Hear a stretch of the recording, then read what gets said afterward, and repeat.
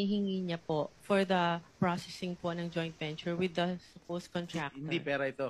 Kasi ang Hindi. ini-insinuate ni Bryce Hernandez no sa House of Representatives, nung nag-testify siya, ang insinuation sa akin because of my connections allegedly with certain Beng Ramos and yourself, na staff ko raw si Beng Ramos, yung delivery na, ang pinalabas niya sa House, yung delivery niya, yung ibig sabihin ng delivery, pera.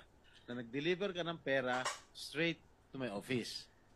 Yun ang, Hindi po yun ang ganun insinuation yung... niya eh.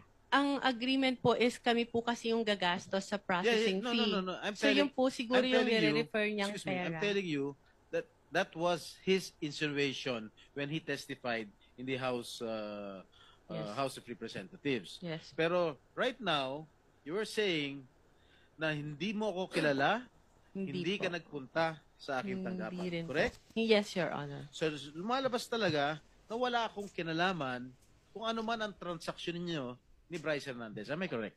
Yes, Your Honor. There, 1 second.